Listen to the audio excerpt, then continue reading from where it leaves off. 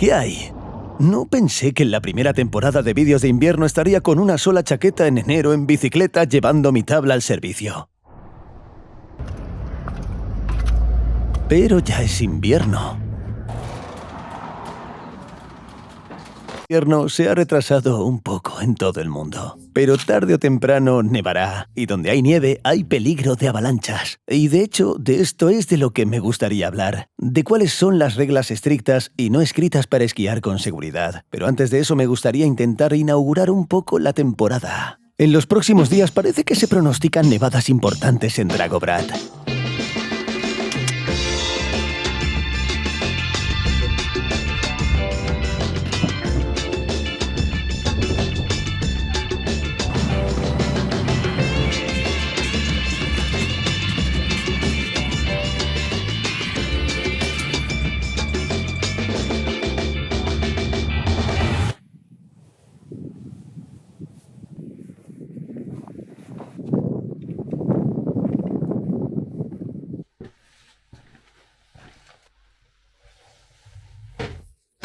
Inmediatamente después de Mar Morosi, el 23 de febrero de 2022, me mudé a Dragobrat y como consecuencia aquí estallaba la guerra.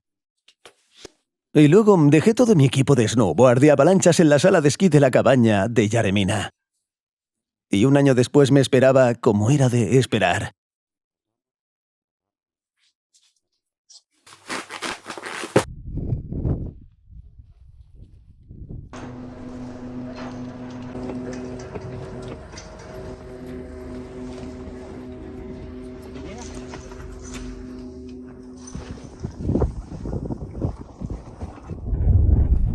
Recuerdo cómo hoy, 24 de febrero, éramos un pequeño grupo de los que estábamos en Dragobrat, sentados con un ojo puesto en las conversaciones, intentando sacar a nuestros familiares de alguna manera.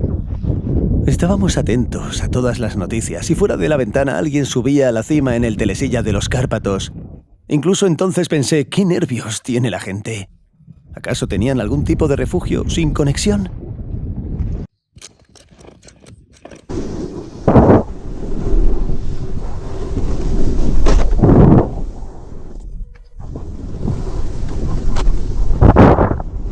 Esquiar en Dragobrat después de la primera nevada no merece ninguna atención especial ni hacer cola, pero la estación sigue funcionando. A principios de enero solo Doppelmayr y el cercano Bugel de los Cárpatos funcionaban desde los remontes. Sorprendentemente los precios no han subido mucho. Las instalaciones están funcionando, al menos todas las que mencioné en mi vídeo del año pasado. Y por desgracia la vivienda se ha encarecido un 30% en algunos lugares. También hay apagones frecuentes, pero algunos hoteles han traído generadores y Starlinks. Así que si te cuesta morder, puedes venir a teletrabajar y a buscar desesperadamente nieve virgen en las laderas y claros.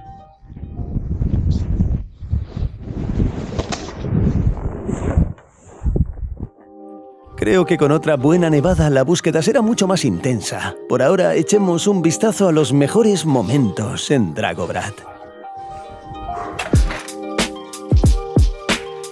Sí, recuerdo cómo se relajaron las restricciones invernales por la COVID-19. El tiempo era maravilloso y soleado. Y aún caían muchos copos de nieve primaverales en las pistas. Así que el equipo de Sneak Travel, tras cambiar su nombre a Sneak Travel, organizó un festival muy evocador en honor al cierre de esa temporada. Y conseguí patrocinadores, organicé el territorio, construí un Fantras independiente y siguiendo todas las reglas del trabajo en equipo construí un trampolín genial y competente. Desde el que incluso yo, que no era del estilo libre, salté disfrutando, aunque, bueno, con pequeños fallos.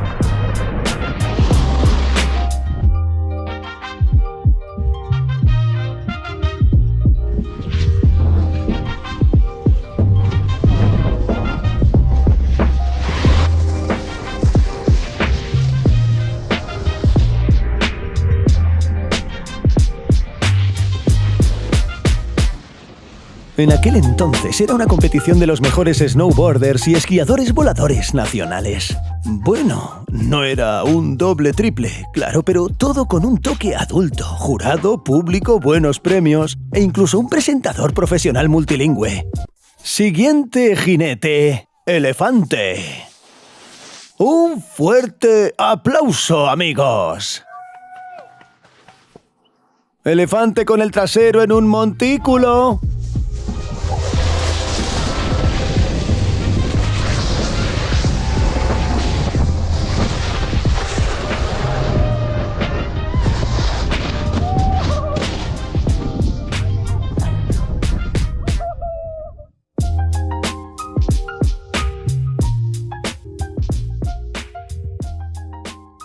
Bueno, ahora creemos que tras la victoria en la guerra estos eventos serán aún más grandes. Y bueno, dejadme recordaros que nuestra forma más pequeña de acercarla es donar alguna recaudación de fondos importante en vez de abusar tanto de la cerveza.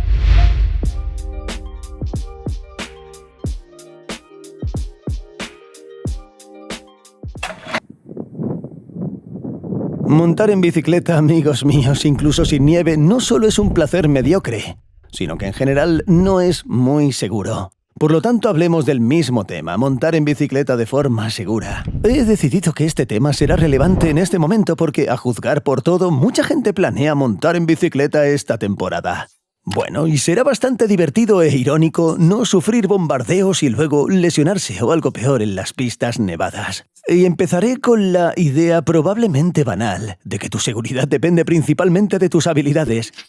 Una técnica correcta ayuda a prevenir lesiones innecesarias. Y si alguien piensa que empezar a esquiar o hacer snowboard contratando a un instructor es demasiado caro y que será más barato aprender por cuenta propia a la larga, no es así. Bueno, yo, por ejemplo, soy autodidacta. Sí, un conocido me animó hace 8 años y ya seguía tutoriales de YouTube.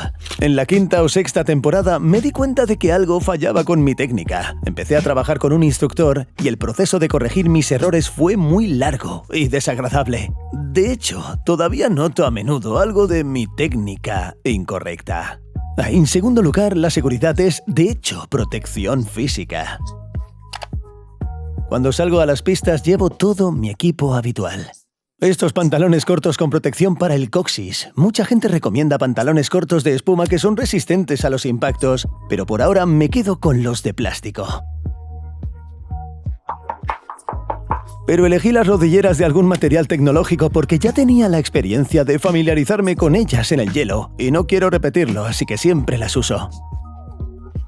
También uso casco ya que es la base de la protección del esquí. Debe quedar bien ajustado y no quedar colgando.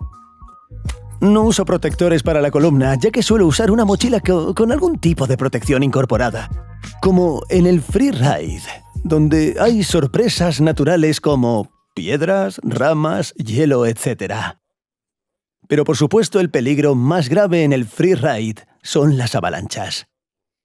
Me gustaría hablar de ellas con un poco más de detalle, y a continuación una advertencia con una D mayúscula. No soy guía ni investigador de nieve profesional. Todo esto es simplemente mi experiencia personal de esquí, o de comunicación con los mismos guías profesionales. Bueno, a quien se le ocurra, no dudéis en escribirlo en los comentarios. Y si consideráis importante este tema, darle me gusta a este vídeo. ¡Venga! La regla básica es que el peligro de avalanchas existe donde quiera que haya nieve. En fin, no podemos superar este desastre natural. Así que debemos hacer todo lo posible para tratar de prevenirlo. ¿Qué veis ahora? Estas son las llamadas 5 banderas rojas que indican un posible peligro de avalanchas. Y estos son factores directamente muy importantes. Y no en vano, Brent Jones lo incluye en casi todo su equipo.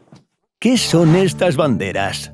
La primera bandera es la nieve fresca. El 90% de las avalanchas se producen el primer día después de una fuerte nevada.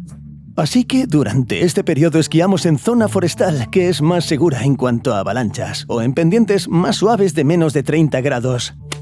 Las pendientes con mayor riesgo de avalanchas son las de 30 a 45 grados. Todo lo que es más empinado se produce, en principio, por sí solo, y es poco probable que se pueda influir en él. La segunda señal es un viento fuerte que puede mover los copos de nieve de un lugar a otro y formar los llamados ventisqueros, que por lo tanto son muy peligrosos de bajar. Esto es especialmente relevante en los picos de Dragobrat. La tercera señal es una caída brusca de la temperatura.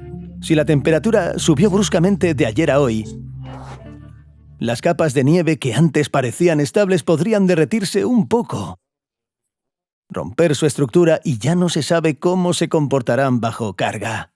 La cuarta señal son grietas, desniveles o cualquier sonido sospechoso de balanceo en la pendiente. Si al avanzar se observa algo así, la nieve se agrieta o algo suena sospechoso en algún lugar, lo más probable es que haya un vacío bajo la capa superior de nieve, a través del cual ésta puede deslizarse muy rápidamente. Por lo tanto, es mejor tener el máximo cuidado posible.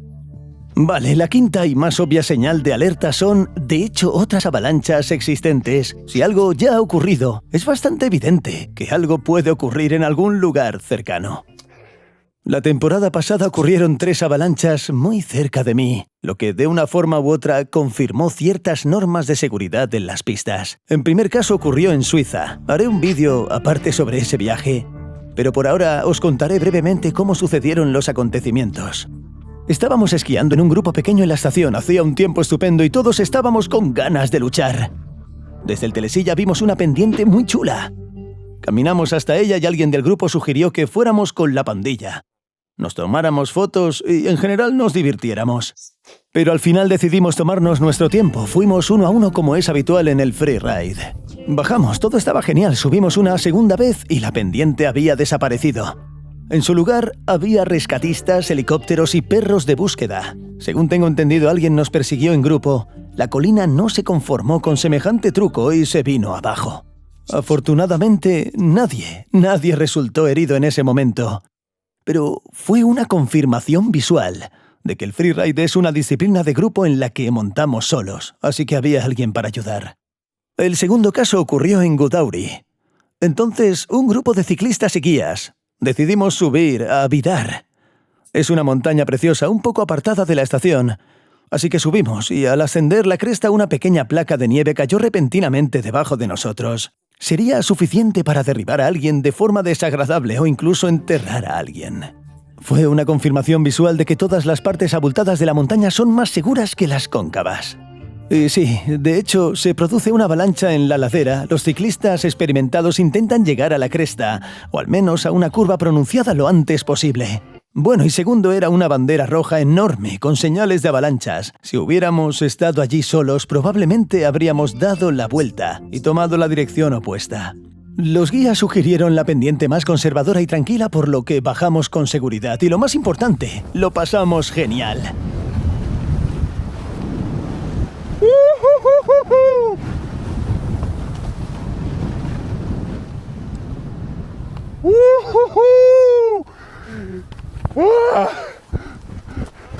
Vale, el tercer caso en realidad es la avalancha en Marmorosi de la que hablé en mi vídeo anterior. Entonces todas esas banderas rojas eran moderadamente amarillas.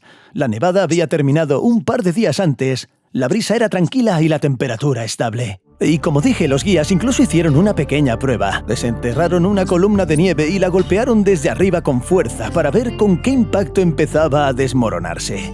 Bueno, el resultado no fue lo esperado, pero sí relativamente aceptable. Pero entonces entró en el juego el factor humano más importante. Por supuesto, no puedo comprender la opinión del snowboarder que empezó después de mí, pero me parece que subestimó la pendiente, porque inmediatamente empezó a ganar velocidad y al recuperarse de la caída, frenó de emergencia, lo cual no es muy correcto en un paisaje así. En el freeride, una de las habilidades más valiosas es la capacidad de deslizarse con control. Ni rápido ni con trucos increíbles, es decir, controlando cada movimiento sobre la tabla y evitando los bordes afilados. Esto sobrecarga mucho la pendiente, lo que de hecho ocurrió en ese momento y se desprendió un trozo considerable de nieve. Menos mal que el piloto se orientó, entonces activó el airbag. El cojín se infló detrás de él y aparentemente lo mantuvo con un flotador en la superficie por encima de esa avalancha. Esas sombreras antialudes son dispositivos muy específicos y en su mayoría bastante caros. El coste de los modelos eléctricos modernos ronda los $1.000–1.500 y al mismo tiempo no ofrecen una garantía del 100% en caso de nieve. Estos artículos no están incluidos en la lista de equipamiento obligatorio para practicar freeride. Pero ya hablaremos de los dispositivos que tienes que llevar contigo después de un breve viaje a otro lugar. Hablamos, por supuesto, de la famosa Trinidad: Viper, sonda y plata, imprescindibles en cualquier mochila de freeride, ya sea para avalanchas o para uso común. Por lo tanto, un beeper o sensor de avalanchas es un dispositivo que se lleva puesto y se activa mientras se está en el telesilla, o mejor aún, en el hotel, y que transmite constantemente una señal de radio o una frecuencia determinada. Y luego, en caso de nieve, con la ayuda del mismo dispositivo, buscarán a la víctima mediante la misma señal. En principio, todos los modelos más o menos modernos de fabricantes de renombre son adecuados para el uso habitual del ciclista. Es decir, Black Diamond, Pieps, Arva, Ortbox, Mammoth. Y mi consejo personal al comprar es buscar algo que puedas conseguir con un buen descuento. A continuación tenemos una sonda. Se trata de una clavija de 3 metros, las de 2,5 metros también, pero se recomienda llevar al menos 3. Esta, tras detectar la señal, se pliega y se clava en la nieve para encontrar, de hecho, a la persona que está bajo ella. Debe ser fiable, de metal, a diferencia de los nervios de los conductores de Urzaliznica. Y el último miembro de este trío de freeride es una pala para avalanchas. Tras encontrar a la víctima con la sonda, se la desentierra. Por supuesto, también debe ser de metal, ya que no se puede perforar el hormigón formado tras una avalancha con fibra de carbono, y debe ser cómoda para que se pueda sujetar con seguridad con ambas manos. Pero además de tener este equipo, es muy importante saber cómo usarlo. Y esto no lo aprendí en ningún tutorial de YouTube. Por supuesto, he dejado en la descripción de este vídeo algunos vídeos muy buenos que explican el proceso de rescate paso a paso. Pero lo mejor sería encontrar guías locales o una escuela de freeride y recibir allí la información adecuada.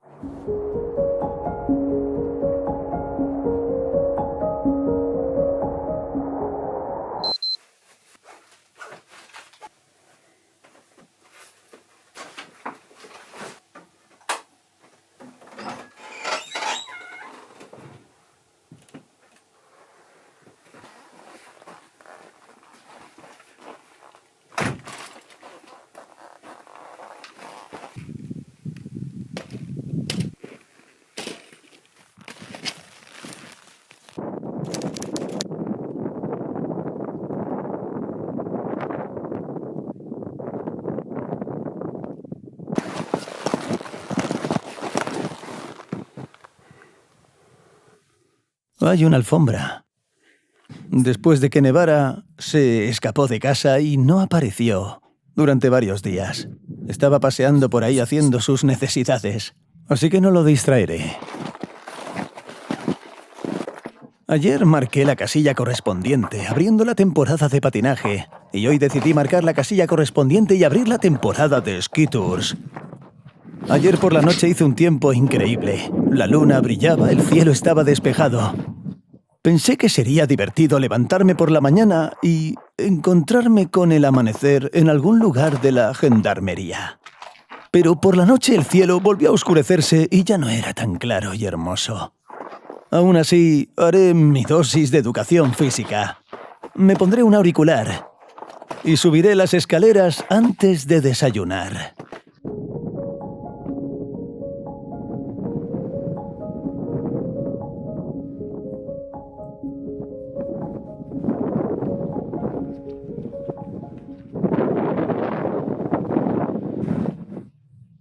Llegué a la cima de la gaviota de los Cárpatos, pero la situación a mi alrededor parece que no tiene sentido seguir subiendo. Así que ahora escucharé el podcast, tomaré una taza de té y os mostraré cómo conocimos este mismo amanecer. Pero hace 1 año y medio, en la cima del mismo gendarme, subimos los Ratraks. Así que...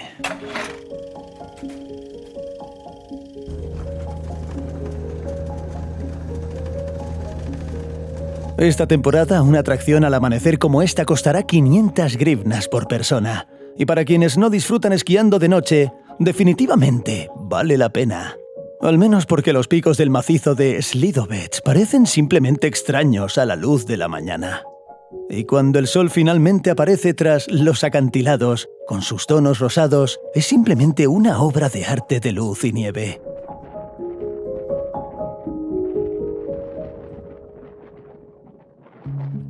Tras admirar la aparición del sol, los espectadores bajan a desayunar. Pero decidí no arruinar ese momento mágico, raspando la nieve. Así que bajé en el vehículo de nieve disfrutando de una mañana soleada tan poco común en Dragobrat. Y los amaneceres más espectaculares en Dragobrat, cuando hay una capa de nubes encima y luego toda la zona se inunda con una suave llama carmesí. Sí, así que cuando estés en Dragobrat, no tengas pereza de madrugar, que si no te pierdes todo esto. Además, no siempre ocurre. Bueno, como siempre, gracias por vernos. Oye, cuidado con el viaje. Recuerda, puedes donar si quieres. Nos vemos en el próximo vídeo.